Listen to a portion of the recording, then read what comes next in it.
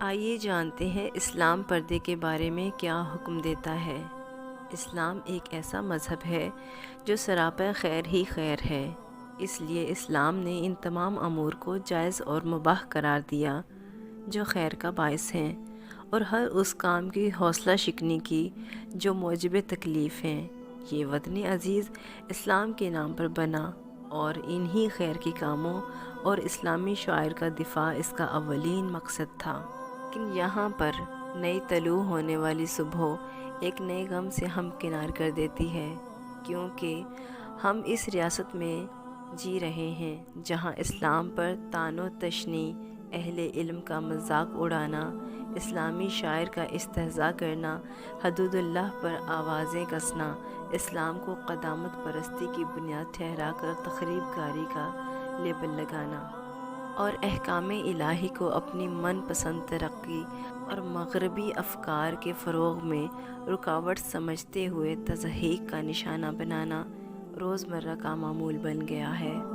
پردے کو ترقی کی راہ میں رکاوٹ سمجھ کر اس کے خلاف مہم چلانے والوں سن لو، آسمان کا رب اس سب کے ٹھیکے داروں کو کیا وعید سنا رہا ہے جو بے پردگی کو فروغ دے کر مسلمانوں میں بے حیائی پھیلانا چاہتے ہیں۔ رب العزت کا فرمان ہے، جو اہل ایمان میں بے حیائی کو فروغ دینا چاہتے ہیں ان کے لیے دنیا و آخرت میں دردناک عذاب ہے۔ ان سب کے پیچھے ایک ہی مہم ہے جس کا مقصد اسلام کے مقصد اور پاکیزہ معاشرے کو پامال کر کے مادر پدر آزاد معاشرہ قائم کرنا ہے۔ لیکن لبرلزم کے خواب دیکھنے والے آگاہ رہیں کہ جب تک اس ملک میں محمد عربی صلی اللہ علیہ وآلہ وسلم کے غلام موجود ہیں، ان کے ناپاک ارادوں کو یہاں پنپنے نہیں دیا جائے گا۔ رب العزت کا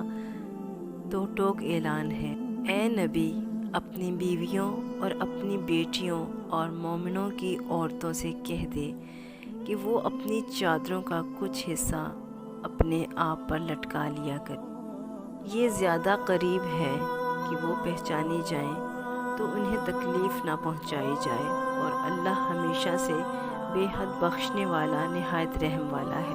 نظام کی تباہی کا بڑا سبب آزادی کے نام پر عورت کو چادر اور چار دیواری سے نکال کر مردوں کے شانہ بشانہ کھڑا کرنا ہے۔ ہمارے لبرلز ان سے عبرت پکڑنے کی بجائے آئے روز اس کی حمایت میں احکام الہی کو چیلنج کرتے رہتے ہیں، اور اب اس ناسور نے ان کے خاندانی نظام کو مکمل تباہ کر دیا ہے۔